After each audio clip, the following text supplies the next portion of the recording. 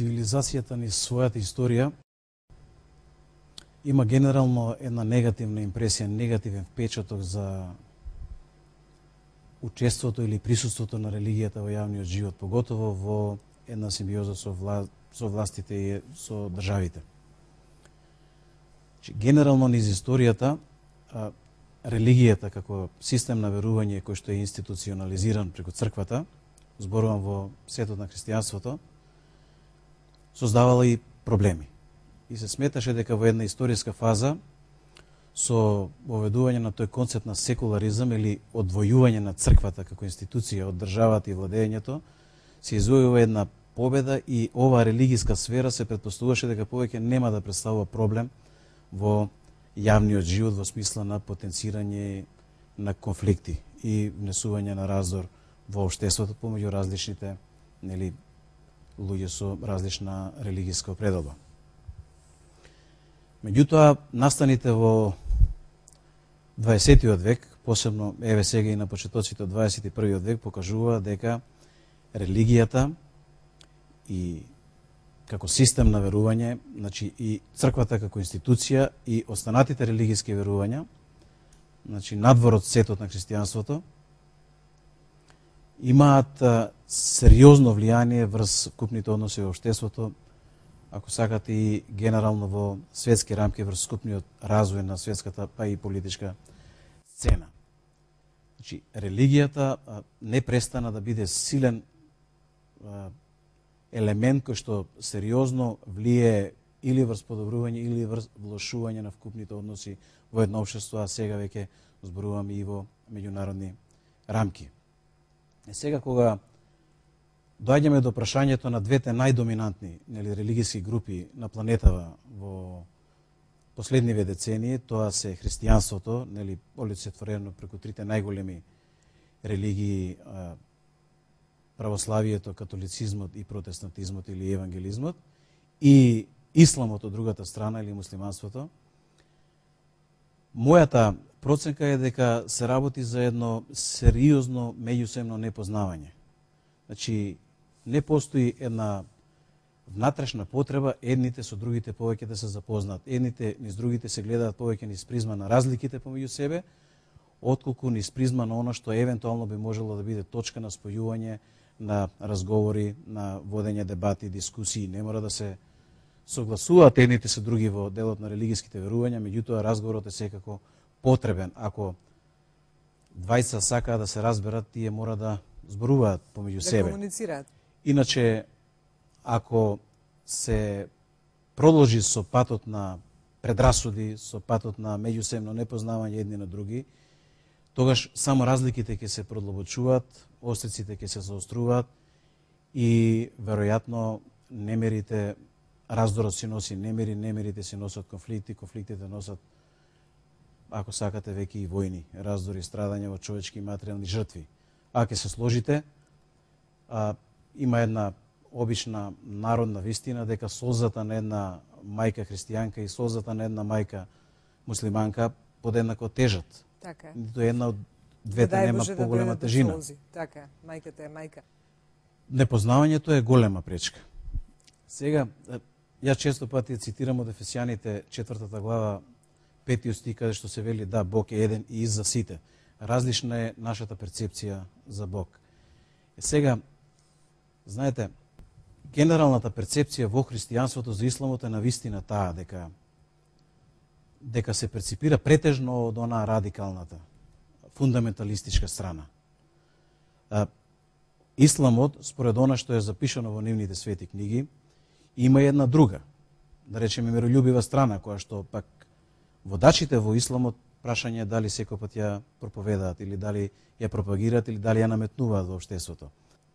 Една Ал-Каеда која што навистина е терористичка група, меѓутоа незините пораки се претежно засновани на фундаменталниот ислам. Тие произлегуваат и извираат од фундаменталниот ислам. А генерално ние не слушнавме во светот на христијанството дека од разумниот дел на исламот некој се спротиставува или се двои од таа концепција. И кога ќе слушнете една таква изјава како што ја дава Министерството за војна на исламската држава, нели Ирак, кој што вели, еве, кратко само ќе прочитам, дека од овој момент сите центри, организации и тела на христијанските лидери и нивните следбеници постануваат легитимна цел, значи легитимна таргет за муџахедините. Тоа се муслиманските свети војни. Така. И каде и нашите раце да ги досегнат, тие треба да бидат убиени. Тоа се влече од едно литерално толкување на еден стих во Куранот кај нив, меѓутоа генерално ова е најрадикалниот, значи најекстремниот дел, кој што, внимавајте, они ќе се обидуваат секаде и секогаш да го наметнуваат како доминантен во исламот. Се разбира, во тие рамки ова треба да биде еден краен дел кој што како перцепција во делот на христијанството треба постепено да се надминува, за да ние дојдеме до едно сознание дека во рамките на исламот ќе доминираат разумните струи, ќе доминираат разумните елементи, оние точки на спојување, затоа што ако продолжиме да одиме по овој дел, каде што христијаните ќе се стават во ситуација дека евентуално можат утре да биде жртва на одредена радикализација од страна на останатата религијска група, мнозинска религијска група, тогаш веќе настанува проблем и тука веќе остриците се заоструваат и конфликтот е на повидок и страдањата и жртвите се. Исто така, се она што во изминативе децении и еве во поново време во последниве месеци се пресликува на Блискиот Исток како однос помеѓу исламот и радикализацијата во неговиот дел и, да речеме, еврејството и делот на христијаните кои што живеат и делуваат и го слават Господа на тие простори. Значи, зборуваме и за во Египет, и за во Либан, и за, ако сакате, и во Сирија. Порано или подосна, повеќе или помалку на овој или на оној начин ќе има секој пат тенденција да се инфилтрира во местата каде што ќе има мешовите етнички средини, кои што се и мешовите религиски во исто време. Балканот и посебно Македонија е едно подрачје, едно место каде што таа опасност може да тлее како буре барут. Ние го искусивме тој момент во 2001, меѓутоа корените на тој судир веројатно во друга прилика ќе ги анализираме подлабоко и од повеќе други аспекти. Во оваа прилика особено е важно за македонското општество како едно исклучиво хетерогено, не само во етничка, него и во религиска смисла општество, да навреме ги свати пораките и, па ако сакате, и опомените и поуките од се она што се случува во останатиот дел од светот, каде што веќе се разгоруваат страстите и каде што веќе раздорот навлегува длабоко во општеството. Македонското општество треба навреме да го започне тој процес на меѓусебно осознавање, да започне навреме преку еден диалог да ги бара точките на сплотување, на спојување, на меѓусебно запознавање едни со други. Затоа што ако ние навреме не го фатиме тој воз, ако не зачекориме по патот на она што во Библијата ни е понудено нам, на христијаните, како еден концепт на милост и љубов, да ние, христијаните, фактички бидеме тие живи проводници на милост и љубовта Христова во секојдневниот живот, во нашата секојдневна комуникација со сите околу нас, без разлика кој ни е сосед, дали исти по етникум или различен по етникум, исти по религија или различен по религија. Значи, толерантноста во македонското општество мора да расте. Тоа се постигнува преку една општествена акција, медиумите мора да бидат вклучени, многу think tankoви нови веројатно ќе треба да се формираат, интелектуалците ќе мора да излезат во јавност, ќе мора теолозите јавно да дискутираат за да објаснуваат на народот и на луѓето дека разликите не водат кон сплотување, кон некој соживот или коегзистенција, како сакате наречете го, него водат само кон што поголеми поделби. Разликите водат кон раздор. И затоа можеби е време, можеби е момент македонското општество за да започне малку поинаку да размислува низ призмата на Библијата, без разлика дали ќе не идеме на пријателски или поинаков став од другата страна. Јас сум убеден, јас можеби малку радикално ќе звучи во јавност, јас тврдам дека во моментов не е созреано време, меѓутоа ќе дојде време кога дури и израелско-палестинскиот конфликт ќе мора да ги најде заедничките точки на сплотување на база на Христовиот концепт кој што е понуден во Библијата.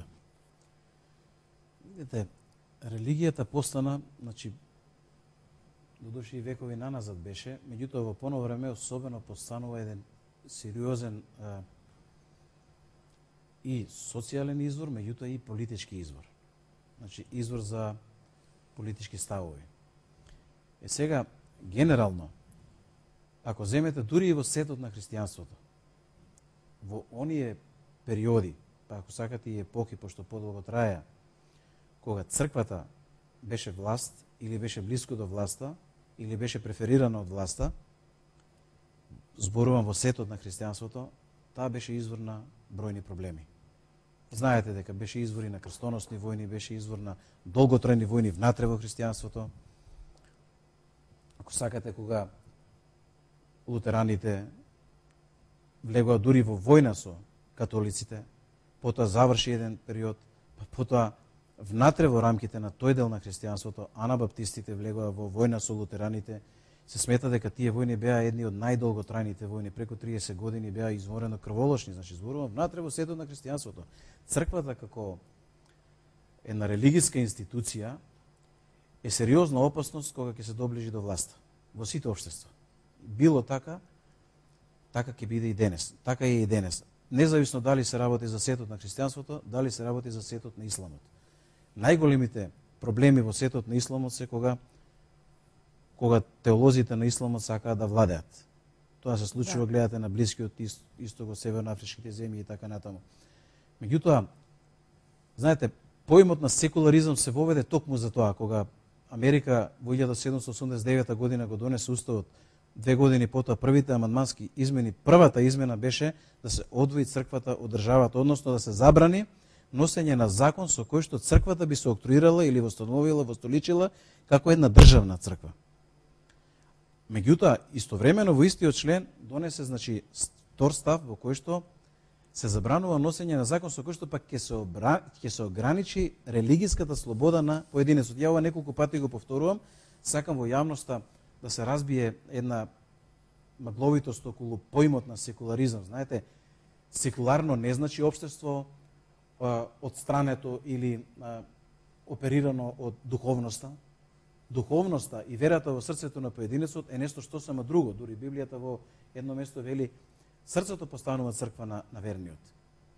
А црквата како религиска институција, како збир на верни во Господа, како институција, ако навлезе во, да речеме, во амбицијата за власт и да едноставно кокетира со власта, биде блиска со власта, биде октруирана во власта, тоа е само по себе опасност. И тоа носи потенцирање на разликите. Наместо, ако индивидуалната вера на луѓето низ призмата на Христовата милост и љубов стане доминантен, еден мејнстрим.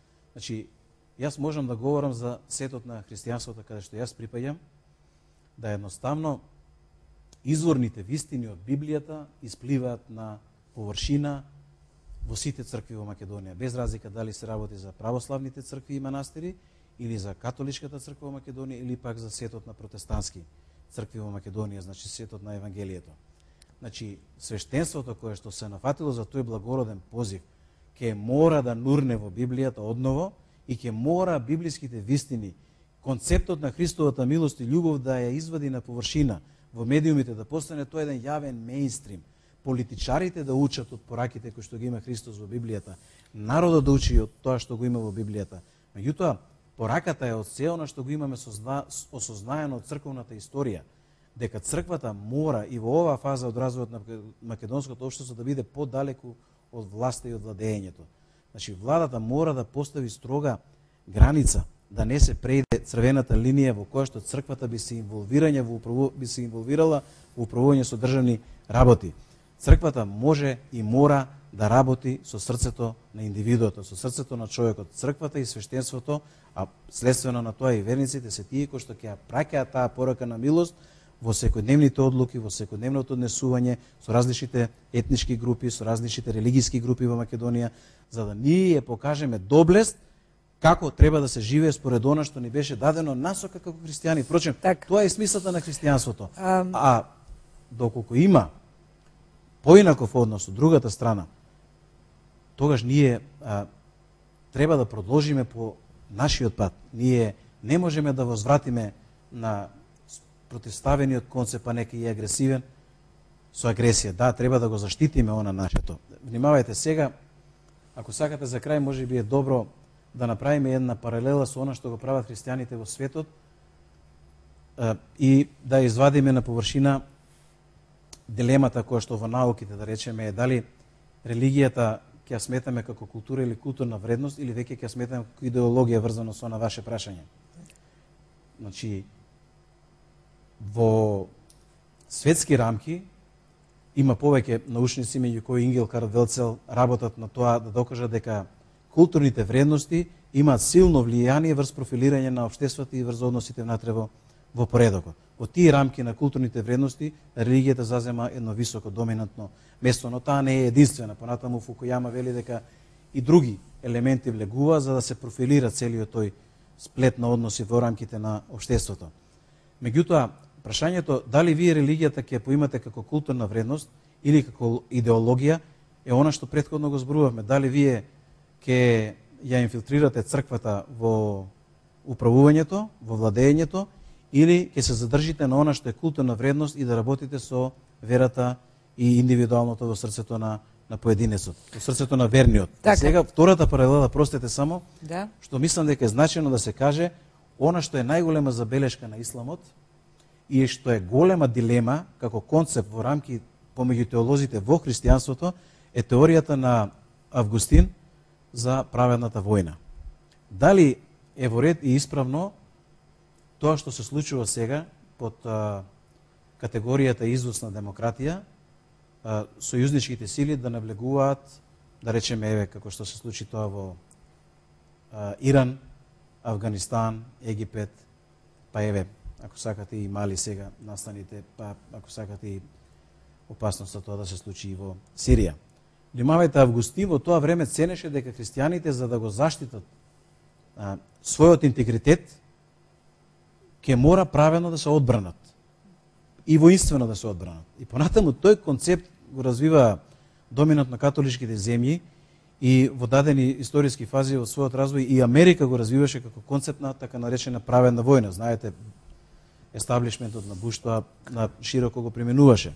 И сега прашањето концептот на праведна војна што всушност значи и дали го постигнува вистинскиот ефект да преку извозот на демократијата, очекувајќи дека преку тој извоз ние ќе ги извеземе културните вредности таму и тие евентуално би станале еден доминантен, еден мејнстрим во општеството, за да може да бидат прифатени. Иначе, внимавајте, многу анкети се правени јавни и тајни во исламските земји, народот иманентно има потреба од демократијата.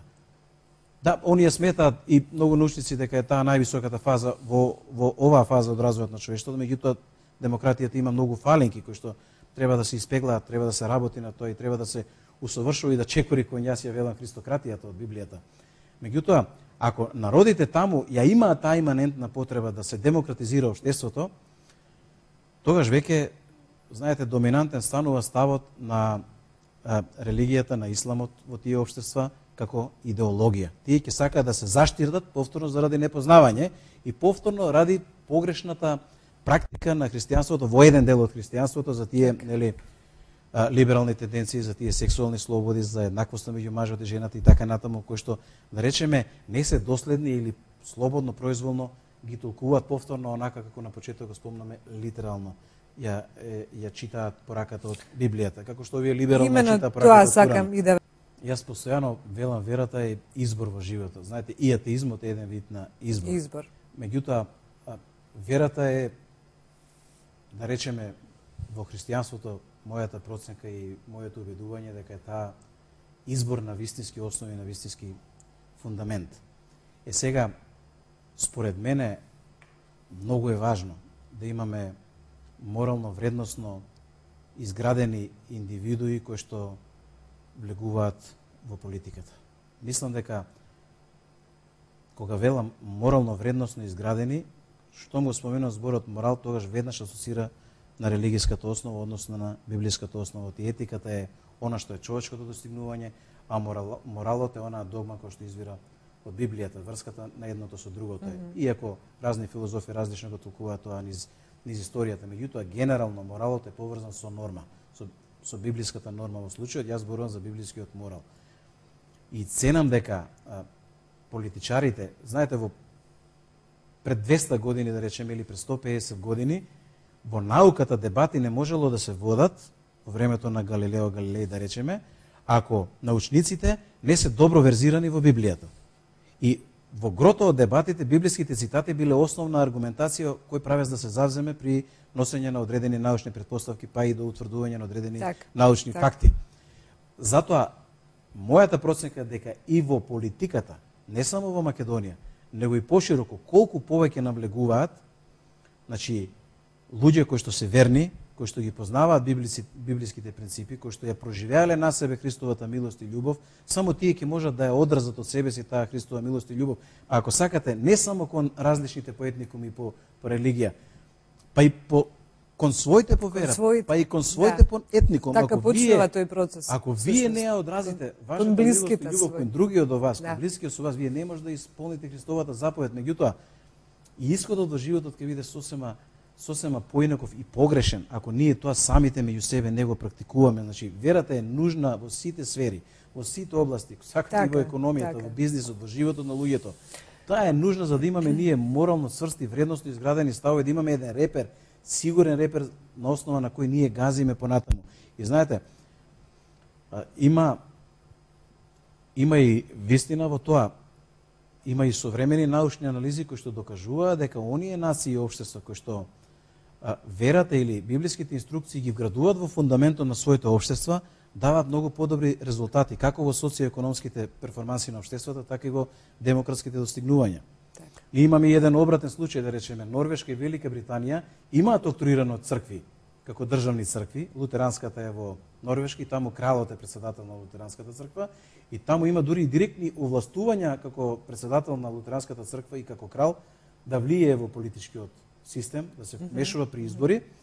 За разлика од Велика Британија, каде исто така англиканската црква е октрирана како државна црква, меѓутоа има церемониална функција кралицата како председател на англиканската црква и влијанието во општеството е барем јавно минимизирано.